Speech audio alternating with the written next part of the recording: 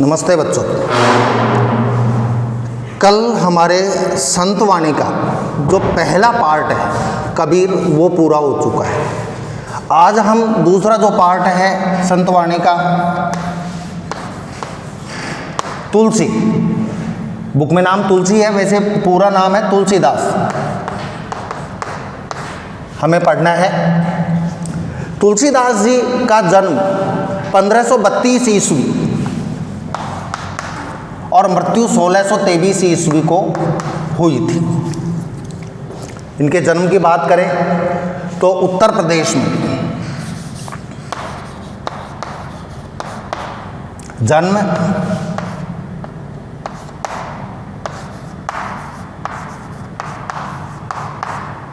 उत्तर प्रदेश में एक जिला है जिसका नाम है बांदा। बांदा जिले में एक गांव है जिसका नाम है राजापुर। बांदा जिले के राजापुर नामक गांव में तुलसीदास का जन्म हुआ था। और इनका नाम तुलसीदास नहीं था, तुलसीदास तो इनका बहुत बाद में नाम हुआ था। इनका मूल नाम था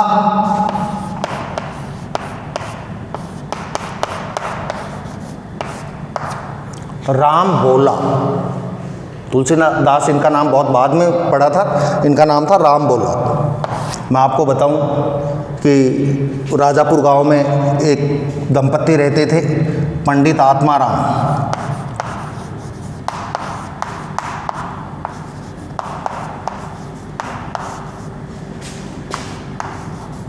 पंडित आत्माराम दुबे एक पंडित रहते थे जिनका नाम था पंडित आत्माराम दुबे। इनकी पत्नी का नाम था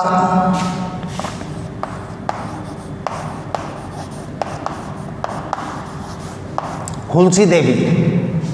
ऐसा कहते हैं कि राम बोला आत्माराम और हुलसी देवी के बेटे थे। मतलब तो राम बोला के पिता का नाम था आत्माराम और माता का नाम था हुलसी देवी। तुलसीदास जी का जो जन्म हुआ था राम बोला का, वो जन्म हुआ था साहब अभुक्त नक्षत्र में।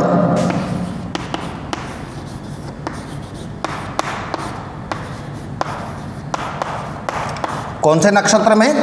अभुक्त नक्षत्र में। नक्षत्र 27 होते हैं, उनमें से एक अभुक्त नक्षत्र होता है। इस नक्षत्र में जो बच्चे पैदा होते हैं वो अपने माता पिता के लिए काल के समान होते हैं, माता पिता का अहित करने वाले होते हैं, परिवार को बर्बाद करने वाले होते हैं, माता पिता को बदनाम करने वाले होते हैं। तो किसी ने इनको राय दी पंडित जी को, आत्माराम जी को, कि भाई या तो तुम इस बच्चे को त्याग दो वरना तुम हो सकता है तुम्हारी मृत्यु हो जाए दोनों की। तो इन्होंने इस बच्चे को त्याग दिया। आत्माराम जी और हुलसी देवी ने राम बोला को त्याग दिया। अब छोटे बच्चे को त्यागने का मतलब क्या है? कौन पालन पोषण करे उसका, कौन संभाले? तो एक दासी थी,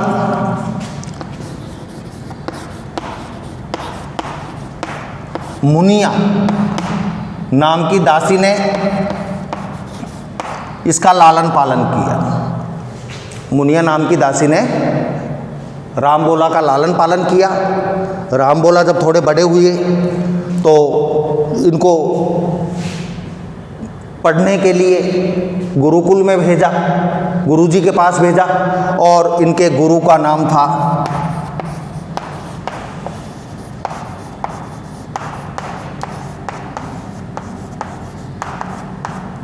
नरहरि दास। राम बोला के मतलब तुलसीदास के गुरु का नाम क्या था? नरहरि दास।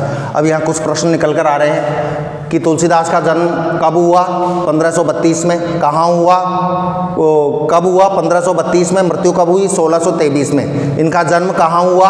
उत्तर प्रदेश के बांदा जिले के, जिला है ये, डिस्ट्रिक्ट हेडक्वार्टर उत्तर प्रदेश के बांदा जिले के राजापुर नामक गांव में इनका जन्म हुआ। इनके माता पिता का नाम क्या था? इनके पिता का नाम था पंडित आत्माराम दुबे और माता का नाम था हुलसी देवी। इनका लालन पालन किसने किया? इनके माता पिता ने इनको क्यों छोड़ दिया राम बोला को? क्योंकि रामबोला का जन्म कौन से नक्षत्र में हुआ था?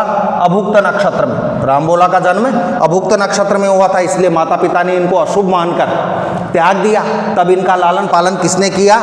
मुनिया नामक दासी ने। जब ये थोड़े बड़े हुए, तब इनको पढ़ने के लिए गुरुकुल भेजा। इनके गुरु का नाम क्या था? नरहरिदास। जब ये गुरुकुल जाने लगे, पढ़ने लगे, तब मुनिया नामक दासी की मृत्यु हो चुकी थी और ये नरहरिदास के पास आश्रम में ही, गुरुजी के पास ही रहकर पढ़ते। गुरुजी भी ये देखते कि भाई अनाथ बच्चा है, ब्राह्मण बच्चा है, इनका विशेष ध्यान रखते और ये वहाँ अपना अध्ययन करते आश्रम में रहकर। जब ये बड़े हुए, ब्राह्मण थे, पढ़ लिख गए, ज्ञान प्राप्त हो गया। जब ये बड़े हुए और उचित अवसर जानकर नरहरिदास जी ने एक सुंदर सुशील विदुषी कन्या के साथ इनका विवाह कर दिया। उस कन्या का नाम था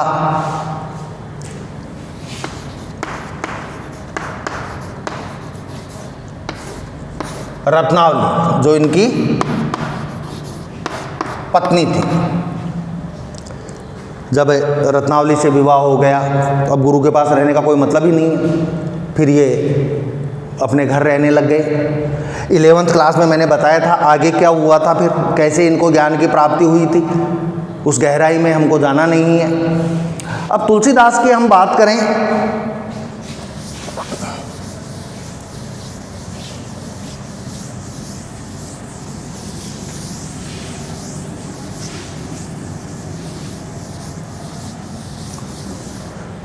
इन्होंने बहुत रचनाएं लिखी हैं। ध्यान रखना, इनके काव्य की जो प्रमुख भाषा है, शब्द ध्यान रखना, प्रमुख भाषा अवधी है। ज़्यादातर इन्होंने रचनाएं अवधी में लिखी हैं, कुछ रचनाएं इन्होंने ब्रज भाषा में भी लिखी हैं, लेकिन लगभग 90% रचनाएं जो हैं उनकी काव्य भाषा अवधी रही है।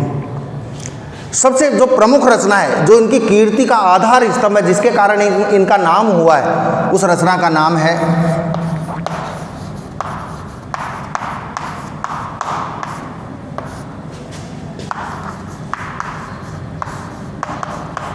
रामचरितमानस। अज्ञानता के कारण हम इसको रामायण ही बोल देते हैं। किसी के पाठ हो रहे हैं, हम कहते हैं साहब रामायण के पाठ हैं। वास्तव में रामायण वाल्मीकि जी द्वारा रचित है, जो संस्कृत में है। जिसको हम रामायण का पाठ कहते हैं वो रामायण नहीं है, वो रामचरितमानस है। और किसके द्वारा रचित है? तुलसीकृत है, तुलसीदास जी द्वारा रचित है। रामचरितमानस इनकी कीर्ति का आधार स्तंभ है, प्रमुख रचना है, जिसके कारण इनका नाम हुआ। इसके बाद विनय पत्रिका,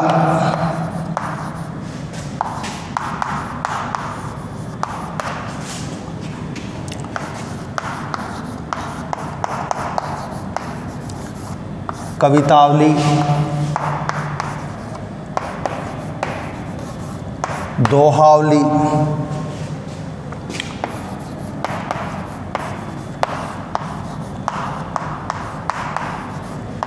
जानकी मंगल,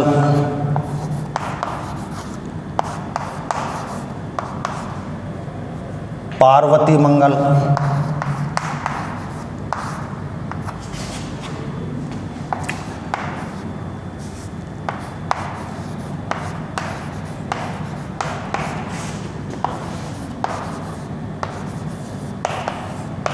रामलला नहछू,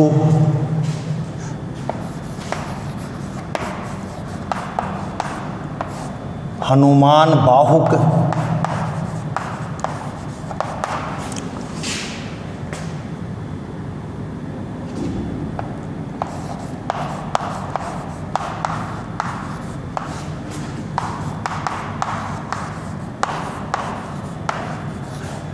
वैराग्य संदीपनी। और सबसे प्रमुख रचना रामचरितमानस तो है ही, पता नहीं इनमें से आपने कितनी रचनाएं देखी हैं, पढ़ी हैं, लेकिन सबसे जो लोकप्रिय है रामचरितमानस के बाद वो है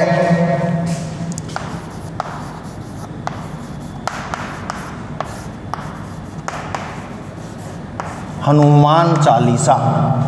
तुलसीकृत है, ये इनकी प्रमुख रचनाएं हैं। अब जहाँ तक आपके पाठ्य पुस्तक का प्रश्न है। 11th में आपने पढ़ा राम वन में गए जो प्रसंग था, लेकिन इसमें वो प्रसंग नहीं है, वैसा प्रसंग नहीं है।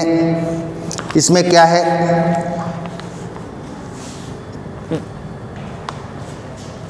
जो दोहे पढ़ेंगे, और जो दोहे पढ़ेंगे उसमें तुलसी के दोहे मानवता की सीख देते हैं, मनुष्यता की। इंसानियत तो, मनुष्यता तो व्यक्ति में होनी ही चाहिए। काम क्रोध आदि दुर्गुणों से दूर रहना चाहिए।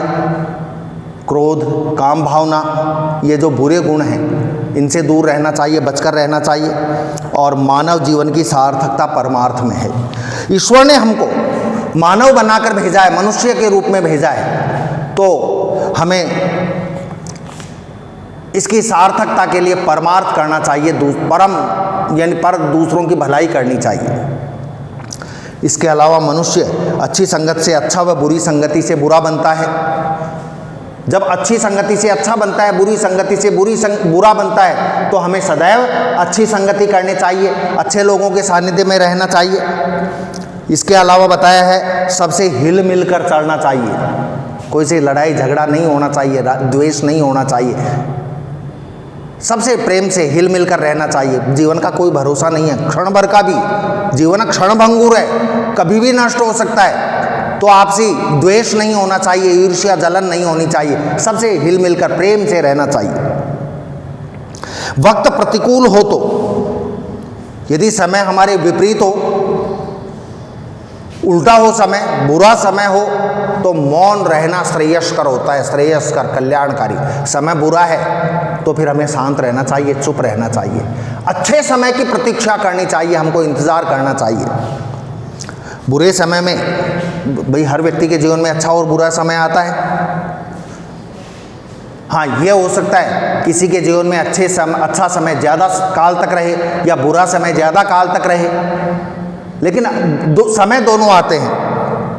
तो बुरे समय में, दुख के दिनों में धीरज, धर्म, विवेक, साहित्य, साहस, सत्यव्रत व परमात्मा में भरोसा करना चाहिए। इसके अलावा जो बात है, तुलसीदास ने आदर्श समाज की स्थापना की। तुलसीदास की हम रामचरितमानस को पढ़ें तो हमें पता चलता है तुलसीदास की सबसे बड़ी विशेषता जो थी, सबसे बड़ी विशेषता तुलसी के काव्य की,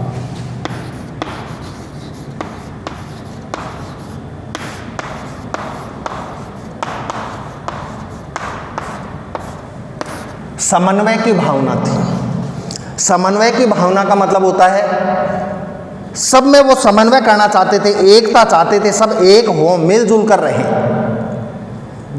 रामचरितमानस उठाकर देखो आप, भगवान राम शुरू से उच्च वर्ण के थे, ऊंची जाति के थे, राजपूत थे, क्षत्रिय थे, शासन वर्ग में थे, राजा के बेटे थे। लेकिन फिर भी जैसे ही राम 14 वर्ष के लिए वन में जा रहे थे, तो अयोध्या पार करते ही एक इनके मित्र थे बने, जो इनके साथ पढ़े थे,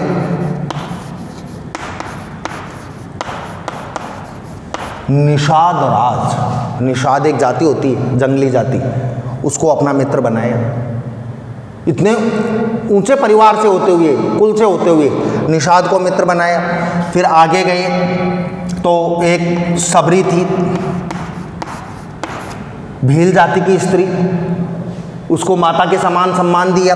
फिर आगे गए, सीता का हरण हुआ, हनुमान जी मिले, सुग्रीव मिले, बंदर और वृक्षराज, जामवंत, भालू,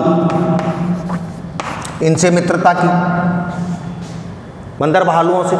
जब सीता का हरण हो गया, सीता का पता बताया, वो था एक पक्षी जिसका नाम था, जो आपने सुना हो, जटायु का भाई था संपाति।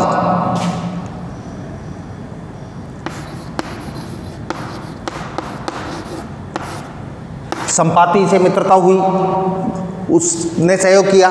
जटायु का तो इन्होंने अंतिम संस्कार किया था। मतलब पक्षियों से भी मित्रता की, बंदर भालुओं से मित्रता की, एक भील जाति की, नीची जाति की स्त्री से की, निषाद नीची जाति के व्यक्ति से मित्रता की, और अंत में रावण का भाई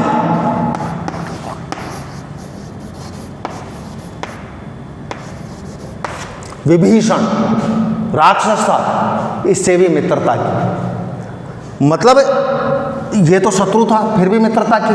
कहने का भाव है कि इन्होंने समन्वय किया, सबको अपनाया, किसी के साथ कहीं कोई भेदभाव, इन्होंने पक्षपात नहीं किया। इनके काव्य की सबसे बड़ी विशेषता थी समन्वयवाद। दूसरी बात यह ना, तुलसी के काव्य में समन्वय की भावना सर्वोपरि है।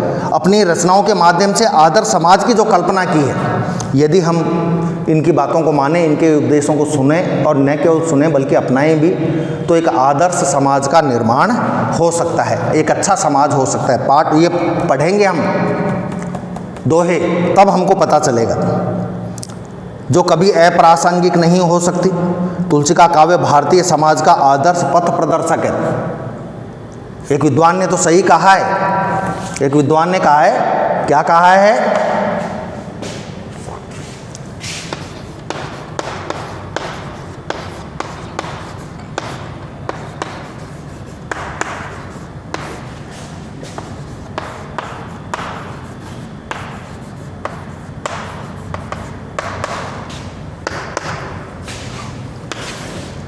साहित्य समाज का दर्पण है। मतलब पहले के समाजों में क्या हुआ, पहले के समाजों में क्या हुआ, ये साहित्य से पता चलेगा। आज के 500 साल पहले या 5000 साल पहले जो समाज थे, जो व्यवस्थाएं थी, वो कैसी थी, कैसे लोग थे, क्या खाते पीते थे, क्या पहनते थे, वो उस समय के साहित्य के अध्ययन से पता चलेगा।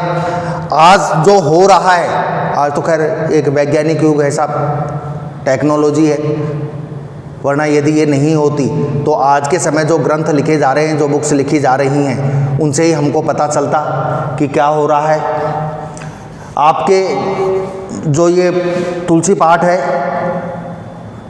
इसमें 7 दोहे हैं। उन 7 दोहों का अध्ययन हम विधिवत रूप से कल करेंगे। यदि पहले जो पढ़ाएं उनमें कहीं कोई प्रॉब्लम हो, समस्या हो, तो आप बिल्कुल मेरे से स्कूल टाइम में जानकारी ले सकते हैं, अपनी समस्याओं का समाधान कर सकते हैं। धन्यवाद।